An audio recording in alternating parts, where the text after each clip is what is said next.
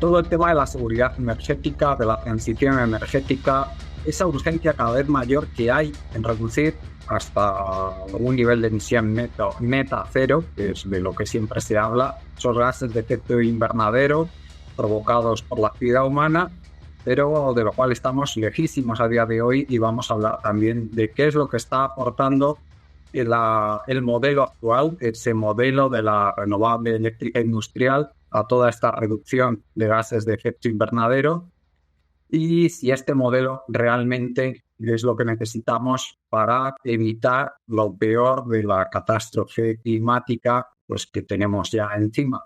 A mí me gustaría poner el acento en que vivimos en un mundo económico en el cual está contaminado por una virtualización de todo. Estamos tratando el problema energético no como problema físico, un problema de ingeniería, como un problema de recursos. Se está tratando como un modelo virtual. Además, le decimos que metemos la inteligencia artificial para gestionarlo. Ponemos unos buenos fondos, cogemos un político que está, y lo digo porque lo sé,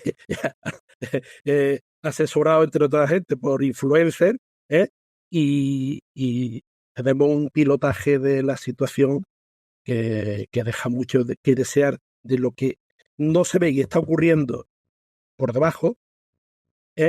Realmente en esa central que no es rentable poner la determinadora en marcha, de esa subvención económica tremenda que se le está dando a la gran renovable, de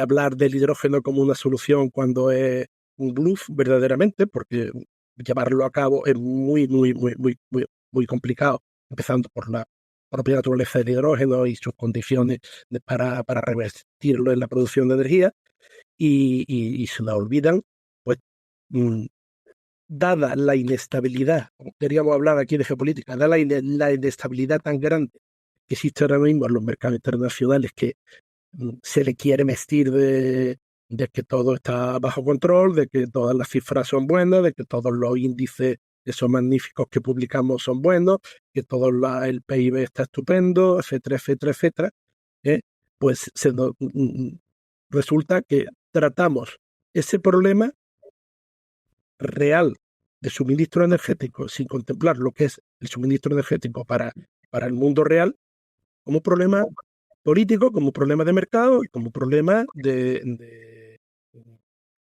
manejable absolutamente por los poderes político-económicos, digamos, por el mercado en general, teniendo en cuenta que la política le marca el dictado a la economía y los grandes fondos, ¿no? Entonces, bueno, pues me gustaría poner sobre la mesa, por ejemplo, el tema de la caducidad que tenemos relativamente temprana de lo que es el input de energía nuclear. O sea, tenemos un parque nuclear que son más de 500 gigavatios, cuyas centrales están por cerrar por fecha de fabricación y obsolescencia de su hormigón muy irradiado dentro de 10-15 años, la más joven. ¿Qué va a pasar con el combustible de las que se quieren hacer si queremos tener un suelo tan importante para la estabilidad de las redes como es una generación nuclear, principalmente en el primer mundo, ¿no? ¿Qué vamos a hacer con todas las tensiones que hay geopolíticas por el ascenso de los BRICS, que están dibujando la hegemonía del consumo de los combustibles fósiles por la proximidad a los puntos de producción, porque estamos tratando el precio del petróleo como si todos los precios fueran iguales en todos sitios. Bueno, mira, de todo lo que has dicho, ya sabes, hace muchos años que nos conocemos y ya sabes que estamos en mucha sintonía. De todo lo que has comentado, me gustaría centrarme en el caso del tema de la energía nuclear, porque efectivamente el parque nuclear internacional está muy envejecido. Se sigue curiosamente repitiendo otra vez y, por ejemplo, el otro día pues me escribía un profesor universitario que conozco sobre el último plan de Bill Gates que está haciendo en un pueblo en Estados Unidos, no sé qué, una pequeña planta modular y encima además de cuarta generación, no te lo pierdas, ya ni siquiera de tercera, y que es para abastecer las necesidades de allí. Bueno, en fin, yo de prototipos, o sea, que yo de, como antes se decía, que yo de ilusiones también se vive, pues de prototipos se ve que otros también. Bueno, en fin, el tema del uranio es muy llamativo. Es muy llamativo por diversos motivos. Sabéis que yo suelo sacar unas curvas de producción de extracción realmente de petróleo del mundo a partir de los datos de la Asociación Nuclear Internacional. El máximo de extracción de uranio fue el año 2016. Desde entonces ha caído un 23% hasta el 2022. Una caída bastante fuerte. Nada inesperado. De hecho, esto se sabía desde hace muchos años y en 2014 ya se anticipaba una caída muy improductiva de los siguientes años, ¿no? Y al final, pues así se ha manifestado. Lo que me parece más curioso es que normalmente estos datos salen en junio y este año no los han actualizado, los del 23. Vimos con los datos del 22. Y es que yo sé que el 23 ha habido una caída muy fuerte porque particularmente el principal proveedor de uranio del mundo, que es Kazajistán, está en una situación muy complicada. Y es que además sabes que cuando alguien utiliza técnicas de lixiviación, quiere decir que sus vidas no están muy bien, ¿no? La lixiviación, sobre todo lixiviación in situ, consiste en inyectar ácidos típicamente, ácidos o bases, depende de lo que quieras extraer, para que disuelvan el mineral y luego sacas la mierda, perdón, que sale de allí, te coges todos los líquidos que van saliendo, que van lavando, digamos, la roca y separas lo que te interesa. Es realmente ir a rebañar el plato, literalmente. Entonces, cuando tú ves que alguien empieza a utilizar esas técnicas, quiere decir que, bueno, pues la concentración de lo que hay es pequeña, es mala. Esto, la lixiviación se utiliza de manera masiva en el mundo, por ejemplo, para producir cobre, ¿no? Una parte importante de la producción de cobre mundial se hace por lixiviación. Son técnicas, además, ambientalmente extraordinariamente agresivas. Yo hace poco estuve en la provincia de Huelva y es impresionante todos los nuevos proyectos de extracción de cobre, la franja pirítica de la península ibérica y demás, y particularmente en Huelva. Por cierto, requieren una cantidad de agua enorme, contaminada. O sea, es una salvajada alucinante, como siempre fue allí, pero ahora pues redoblada. ¿Por qué? Pues por los precios del cobre internacional y por la escasez. Bueno, pues el Antonio, normalmente la lixiviación se hace fuera de... Hay dos tipos de lixiviación. Por lixiviación normalmente se hace fuera. Sí, no sé en este caso si se hace dentro de la mina, pero... Pues es que en Kazajistán, que es un país bastante árido, se está recurriendo a lixiviación in situ. Que eso ya es cuando estás completamente desesperado. Claro, normalmente tienes toda la razón. Lo más normal es tú sacas el mineral, lo trituras, haces las balsas allí, pues lo que pasó en Bolívar hace tantos años, ¿no? Pues ese es el tipo de lixiviación más habitual. Pues estás llegando a la lixiviación in situ. Cuando llegas a la lixiviación in situ es que dices, es que ya no puedo ni permitirme sacar la roca, colega. Estoy tan mal que voy realmente a lamerlo con el dedo a ver si soy capaz de sacar algo. Por eso te digo que los indicios son muy malos realmente. Y yo creo que, bueno, que lo que ha pasado, bueno, estamos en esta situación que tampoco es de sorprender, que cuando los datos ya son muy malos, lo que hacemos es no darlos. Entonces, es muy difícil mantener una parte importante de este relato de ficción que mantiene ciertos logros industriales en el mundo occidental, de que se puede hacer una transición a la energía nuclear.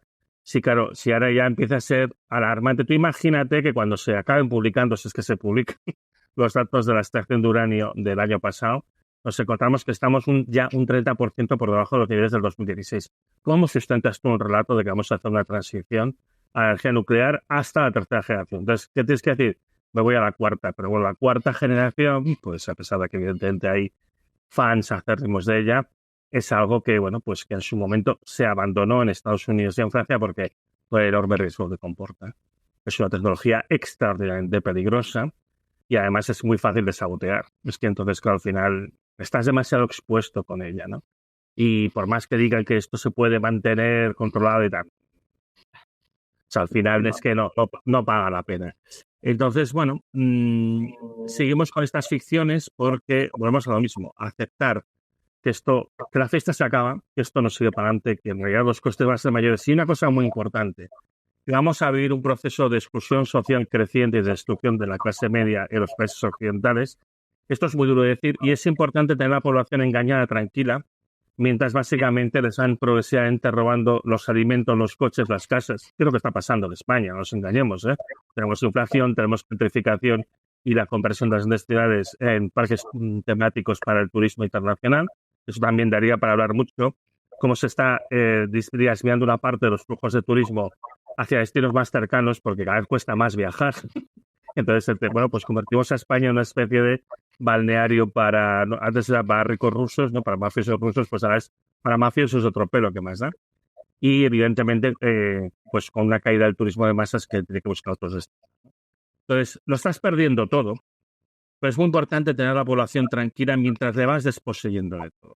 Y entonces yo creo que todos estos relatos tienen como función principal hacer creer que bueno, esto va a tirar para adelante. Mira, hace muy poco, una cosa me ha pasado muy curiosa. Este año voy a hacer 4 actos, ya llevo 2, para, digamos, gente que tiene intereses en el mundo de la construcción y las inmobiliarias, construcción inmobiliaria.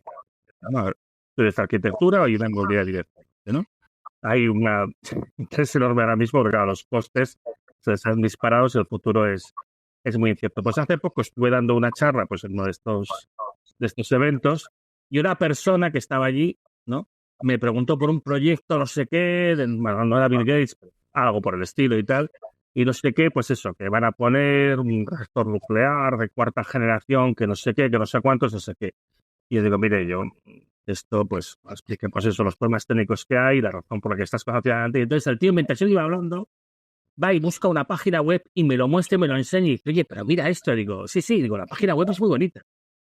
Le dije yo, quiero decir, es terrible que estamos en una sociedad que viene un tío que soy yo, que hombre, que hago de esto sé y que me lo mira y tal. Una persona que evidentemente me suena, pero que no trabaja en eso, dice, oye, pero que me han dicho que esto es verdad, ¿no? Y eso es un mecanismo psicológico muy curioso, porque viene un experto que dice, oiga, hay todos estos problemas, esto acaba de funcionar, no sé qué, y dices, hombre, pero yo lo he visto en la página web, no puede ser que sea falso. Estamos produciendo una enorme cantidad de propaganda, una enorme cantidad de este tipo de fake news, de ilusiones, de adormecideras, bueno, sí, eso. Adormecedoras. Y ahora con la IA más. Y con la IA ahora más. Bueno, la IA es fantástica para ese tipo de cosas. Por eso de la IA, otro día también me gustaría comentar, porque es muy gracioso. Yo en mi tesis doctoral trabajé con lo que era la prehistoria de lo que ahora es la IA. Entonces, claro, yo los fundamentos matemáticos de todo eso los conozco bastante bien, como lo hemos comentado, ¿no? Y es absurdo, porque a mí la IA me parece una herramienta muy útil, muy buena. Se está utilizando horriblemente mal. El sistema de entrenamiento es absurdo, porque se mete toda fuerza bruta. Se tendría que utilizar una cosa mucho más racional. Como herramienta es muy útil, pero vamos, está lejísimos de ser lo que se hizo. O sea, la gente se piensa que vas a hacer un pensamiento autónomo tipo Skynet, que además creo que la conclusión lógica de una inteligencia que tuviera pensamiento autónomo, que es la mejor solución a los problemas ambientales del planeta, es exterminar la especie humana. Eso sería una conclusión tipo Skynet, ¿no? Pero en cualquier caso es que no es nada de esto. Lo que pasa es que el capitalismo es una desesperación por buscar los nichos de negocio que alimenta este hype, porque es que si no es esto, ya no les queda nada. Esta situación ya la estamos viendo desde hace años. Sé que les está faltando nichos de negocio donde intentar entrar. Entonces están dispuestos a creerse la tontería que sea, porque es que si no, no hay negocio. Es que se acabó la inversión de carácter especulativa que garantiza las tasas de ganancia del capital a las que están acostumbradas, porque, bueno, es que esto se acabó. Es que es así, es que esto se acabó. Entonces, bueno, pues evidentemente lo nuclear tampoco, y sinceramente a mí lo que me preocupa es la ofuscación, es decir, la ocultación de los datos, porque cada vez es más notoria. Si quieres, Daniel, querrás hacer algún comentario y preguntarle también algo a Antonio. Muchas cosas, sí. Bueno, había muchas cosas que comentar. Antonio ya ha expuesto casi todo, pero hay varias cosas sobre las que querría matizar y comentar. Empezando por el tema también, y querría ahondar en la parte, o sea, el tema del petróleo creo que está claro, pero el tema, cuando hablamos de la transición, esta supuesta transición, es que de hecho ya nos encontramos, porque lo he comentado por encima, pero creo que es muy relevante, los problemas que ya nos estamos encontrando en muchísimos sitios en cuanto a que la red eléctrica no está preparada ni capacitada para, si tú quieres aumentar el mix. Es que se está hablando muy poco, ya hemos tenido sustos aquí en España, pero es que lo hemos visto en Australia, lo hemos visto en Estados Unidos, no sé en cuántos sitios han tenido ya muchos sustos porque gestionar la intermitencia de estas redes es extremadamente complicado. ¿Y qué pasa? Que el almacenamiento eléctrico es muy caro, porque cuando quitas la hidroeléctrica, otras formas de almacenar energía son extremadamente caras. Y entra la complicación de que no vale almacenar con cualquier cosa, porque tienes que tener distintos sistemas para distintos tiempos de respuesta, para distintos tiempos de almacenamiento, que eso aumenta aún más la complejidad, sobre todo con los de corta duración, los de alta respuesta, que son los más caros y son los más difíciles de implementar. Y de eso no se está hablando. Y es que, por ejemplo, o sea, he encontrado datos de que en China es que tienen las baterías el 9% del tiempo usándolas. ¿Por qué? Porque no les sale a cuenta, porque la energía es muy barata, la solar tal cual se produce es muy barata, y si la tengo que meter en las baterías ya me será más cara. Entonces, tenemos un problema en cuanto a cómo que, o sea, incluso si fuera bien el plan de aplicar esta transición renovable, ahora mismo tenemos problemas porque no tenemos mecanismos de almacenamiento adecuados para escalarlo en una red que fuera así. Es que, o sea, de forma económica, por no hablar, solo estoy hablando de económica, que si además no metemos de forma sostenible o que tengamos materiales para hacerlo, pues ya no es otro tema. Que me preocupa muchísimo, y me preocupa muchísimo porque ya lo he escuchado en muchos sitios y, por desgracia, me temo que se vaya a empezar a tirar por el lado de la minería marina para intentar sacar más materiales, metales, sobre todo de transición, para muchas de estas tecnologías, y es un tema, bueno, que a mí me tiene preocupadísimo porque ya sabemos que el mar es el gran buffer climático que tenemos y como le metan mano ahí, pues ve tú a saber, porque además es que no hay ni puta idea de qué va a pasar. O sea, realmente no te dicen, no, vamos de forma sostenible, sí, igual que sacamos petróleo de forma sostenible. Entonces, esas son cosas que me preocupan bastante. Supongo que, no sé, Antonio supongo que aplicará un poquito igual. Con ese tema, al menos me quedo tranquilo viendo que ya no están hablando del hidrógeno hasta en la sopa, que bueno, eso ya era... Supongo que siguen con planes, pero al menos ya no están tan rimbombantes. Y sí que, bueno, he visto que Rusia tiene claro que de transición nada, porque están yendo a saco a mantener la producción, como comentaba, pero nada de bajarla, sino a tope. Y es que incluso tenemos gente como de declaraciones de uno de los ex CEOs de Google que directamente dice que nunca alcanzaremos los objetivos climáticos, da igual. Vamos a seguir priorizando el desarrollo de la IA y a tomar por culo con el resto. Otra cosa que tiene un crecimiento que ya están, bueno, es que el crecimiento es exponencial para cada nuevo modelo, el coste energético que tiene para cada cosa. Entonces, joder. Dani, si me permites una punta de esto, yo he escuchado a flipados de estos decir que la IA es quien va a encontrar la solución a nuestros problemas. Sí, sería genial que hagan una super IA que les diga, gilipollas, tendríais que haber parado hace 25 años. Es que le va a decir, ya no hay nada que hacer. Si la IA llega algún día a ese nivel, lo primero que va a decir es, ¿cuál es la primera medida? Y va a decir, desconéctame. Pues por ahí. O 42, ¿no? Como... Sí. Bueno, entonces, solo acabo con una cosita, Antonio. El tema del coche eléctrico, sí, las ventas están desplomadas. Es que incluso ya hemos visto algo que a mí es que no es sorprendente, de ver hasta que incluso Tesla ya está promoviendo coches compartidos. ¿Por qué? Porque es que ya no hay forma de darle más salida a los coches. Entonces dice, oye, vamos a compartir coches. Comunismo en Estados Unidos, señores. Bueno, ya está. Di, Antonio. Mira, son muchas cuestiones. Intentaré responder rapidito también para no sobreextenderme y dejar espacio para que los demás digan cosas, ¿vale? El tema de los coches yo creo que es flagrante. Además hay un problema con el tema de los materiales que empieza a ser muy notorio. Leí hace muy poco un informe al que se hizo eco Luis González Reyes, ¿no? Sobre el pico de la plata, que esto afecta fundamentalmente a la producción fotovoltaica, ¿no? Se ve que estamos llegando al pico de producción de plata del mundo. Entonces, se puede reciclar, pero se llega hasta donde se llega. Y el del cobre también empieza a ser bastante notorio. Entonces, ya no es el tema de que se habrá suficientes recursos, es que si llegamos a sus picos, pues es que ya dispondremos de menos. Y claro, sí, todo evidentemente el refugio está en el reciclaje, se está viendo que no.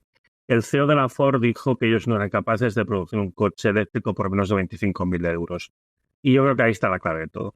Ahí está la clave de todo. Es decir, no puede haber un coche como un bien de consumo para la masa de clase medio occidental. Esto pues se acabó, este modelo de movilidad se acaba y nadie tiene evidentemente el valor de reconocerlo. Entonces se van introduciendo estas ideas del coche compartido, de no sé qué, y luego se pretende que haya una exclusión vía mercado, ¿no?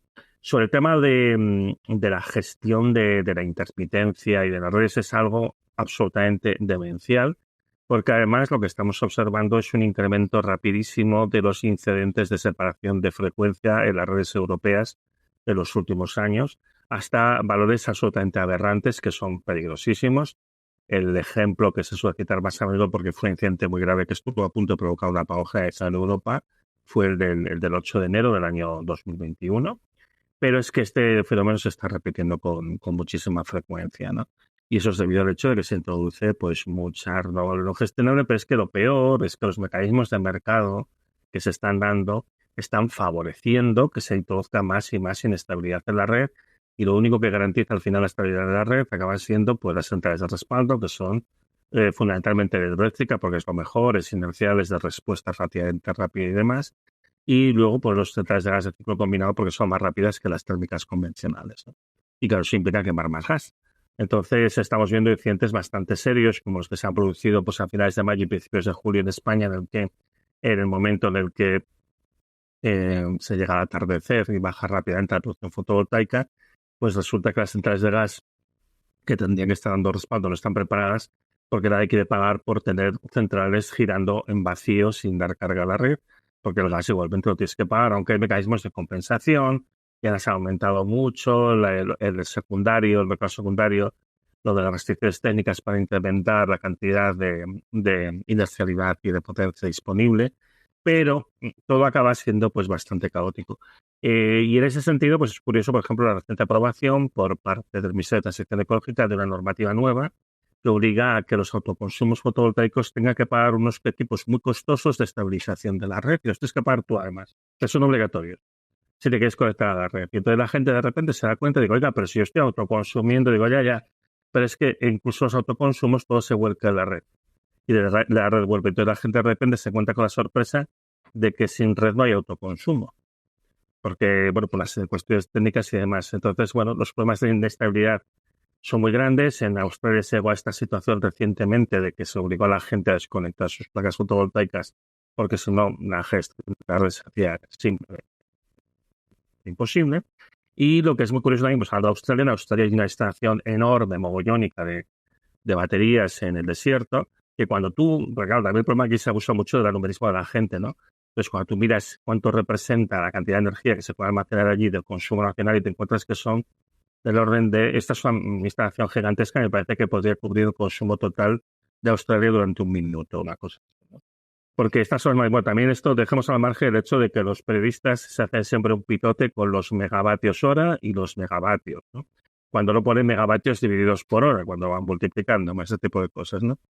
En realidad, las instalaciones que existen actualmente de almacenamiento están pensadas justamente para gestionar la frecuencia de red, están pensadas para gestionar la intermitencia, para gestionar estas entradas y salidas de los sistemas y en absoluto para almacenar energía, porque los requerimientos materiales para almacenar una cantidad significativa son absolutamente descomunales. Mi nuevo libro, que sale el mes de noviembre, ahí hago una estimación a partir de datos de un proyecto concreto de Iberdrola, y si proyectando esos datos para hacer una instalación de gran magnitud que pudiera almacenar la energía equivalente a la que España consume en un día, energía eléctrica exclusivamente, y pensad que para compensar la intermitencia estacional lo que se dice es que necesitaría el equivalente a 28 días de consumo, porque la intermitencia estacional es realmente buena a través de estación, ¿vale? Pues el coste de una instalación de eso equivaldría a unos $2 billones, suponiendo que esto, además, los precios fueran constantes, que no lo sería en una situación en la que la demanda de litio sería, por supuesto, desmesurada y te podrías encontrar que para abastecer únicamente una instalación que compensase la intermitencia y la variabilidad estacional de España, pues a lo mejor España necesitaba como el 80% de todo el litio que hay en el mundo, lo cual ya te dice, esto no va a pasar de ninguna de las maneras. Es que esto es completamente absurdo. Son números muy sencillos. Entonces, lo llamativo de todo esto es toda esta gente que son tan defensores de este modelo de renovables eléctrica industrial y tal. Primero, no sé si saben hacer 4 números, porque al final estamos hablando de hacer multiplicaciones y divisiones, ¿eh? Tampoco estamos hablando de algo tan complejo. ¿Cómo no se dan cuenta de que esto es tan absurdo que no va a pasar de ninguna de las maneras? Has comentado algo que me parece muy interesante, que es el tema del hidrógeno. Esto lo hablé hace muy poquito con Marcos Rupérez, que pues, sabéis que es una persona que es un consultor precisamente de hidrógeno verde y que está muy al día. Y en el último informe que ha sacado este año, tenía un informe muy bueno el año pasado y este año ha sacado otro informe. Y ahí lo que se ve es que muchos de los proyectos de hidrógeno verde están muriendo porque los inversores se han dado cuenta de que es una estupidez.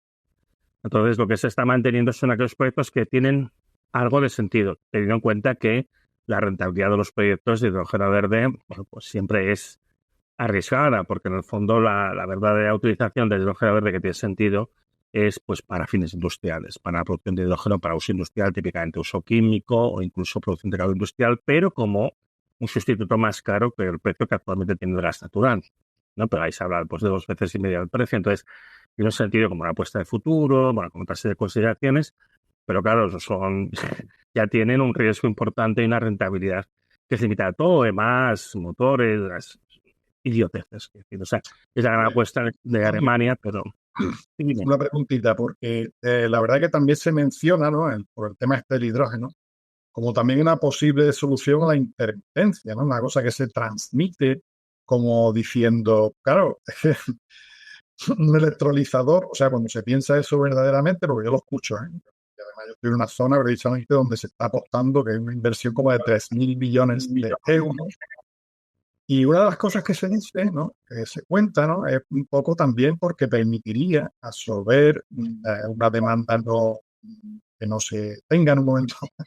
Y bueno, pues idear un sistema de electrolizadores y todo eso, porque yo he construido una planta con un electrolizador, bueno, yo trabajé al principio hace muchos años, y la cosa no es tan simple, y hacerlo rentable además, con todos los procesos que trae eso. No es un interruptor que se enciende y se apaga como nada, ¿no? Entonces, claro, pero te lo venden así. O sea, una de las cosas que dicen, no, es que, claro, esto va a permitir una absorción de las puntas, una gestión de la red también. Bueno, va por ahí también un poco la defensa, digo, ¿no? Sí, pero en eso el argumento es muy sencillo. Sin entrar en toda la cuestión de la operación industrial, ¿no? Que es lo que tú dices, hay muchas más complejidades asociadas a la producción, porque aparte tienes que garantizar el suministro del agua, el propio almacenamiento de hidrógeno que requiere, pues, bueno, el hidrógeno es una sustancia corrosiva. O sea, que esto, la gente no lo tiene, una sustancia químicamente muy activa. Entonces, tienes toda una serie de problemas. Pues ya se entra en esto, en el desgaste material de las instalaciones, todos los problemas. Una planta de electrólisis comercial hoy en día tiene un rendimiento energético total de alrededor del 50%. Muchas veces se pone la eficiencia solamente eléctrica, pero claro, el agua hay que calentarla primero. Y en eso se consume energía. Entonces, las eficiencias reales, operativas, yo he visto varios casos de plantas que se están proponiendo hoy en día y, bueno, pues cuando miras todos los insumos energéticos, se mueven alrededor del 50% sin comprimir, porque luego típicamente tienes que comprimir de hidrógeno y tienes una pérdida adicional fácilmente de un 10% sobre el total, ¿no? Entonces, tú cuenta, por ejemplo, que si estás hablando de hidrógeno comprimido, todo yendo fantásticamente bien, la eficiencia total sea un 40%, ¿vale? Y luego lo vas a meter en una central de gas de ciclo combinado, básicamente, en picker, ¿no? De estos que son para la respuesta rápida y estabilizar la red. Ya no me entro en intentar dar la potencia de base, ¿eh? Solamente estas respuestas en la carga de la red eléctrica y demás, ¿no? Que estas, el rendimiento máximo que tienen, pues se mueve alrededor del 55%. De nuevo lo mismo, quemadores adaptados, no puedes utilizar acero normal porque se te lo come, o sea, bueno, en fin. Entonces, claro, evidentemente unas plantas mucho más caras, encima las temperaturas de operación son mucho más elevadas porque el hidrógeno quema 2.400 grados, que es una diferencia sustancial con respecto al gas natural, porque el gas natural quema alrededor de los 2.000 grados, entonces esos 400 grados de diferencia parece que no, pero hacen bastante daño. Da igual, superamos todo el problema técnico, de materiales, de diseño, 55% de eficiencia sobre un 40% inicial, lo que te está diciendo que tu eficiencia final te queda alrededor del 21-22%. ¿Qué quiere decir eso? Que tiene que la energía que se había consumido en el momento inicial te queda al final de todo el proceso, cuando la devuelves a la red eléctrica, un 22% de energía. ¿Qué quiere decir eso? Que la diferencia entre el precio en el momento que generaste el hidrógeno y el momento que lo quemas para estallar la red tiene que ser un factor 5 más o menos, o 4,5 o 5. Es decir, que tiene que ser 4 veces y media más barata la electricidad en el momento de producir hidrógeno que en el momento de consumirlo después. Claro, esto no pasa muy a menudo y además malo sería que pase, porque si pasa eso, o los precios son muy bajos en un momento determinado y genera toda serie de problemas, o son muy altos en otro momento y genera toda serie de problemas. Y en todo caso, bueno, pues claro, igualmente el precio del kilovatio hora producido sería descomunal, ¿no? Y luego, con todos estos otros costes que nadie los consigue y demás, no te digo nada, almacenar una cantidad significativa de hidrógeno a presión en el volumen que se necesita para hacer esta compensación. Esto es otra fantasía que el que lo dice, pero esto es curioso porque esto se ha dicho muchas veces, es verdad, y aquí evidentemente pues hay ¿cómo se dice? Estudios de ingeniería que salivan pensando, oye, todo este trabajo que vamos a tener, todo lo que vamos a hacer aquí y tal, pero es muy poco serio, porque al final el problema que tú tienes es que esta instalación, que va a tener unos costes de mantenimiento que yo no me los quiero imaginar, aparte de toda la peligrosidad de la operación en sí mismo, es que las condiciones económicas de operación no resisten el más mínimo análisis de mercado. Porque tú estás suponiendo que tienes un mercado estructuralmente con estas diferencias de precios, que si tú tienes un mercado así, tienes tanta disfuncionalidad, que yo creo que mucho antes de esto se te va todo al garete, así de claro, ¿no? Pero es verdad que esto se inicia a veces y dices, bueno, pues este es el con el que nos vamos discutiendo cada día. Es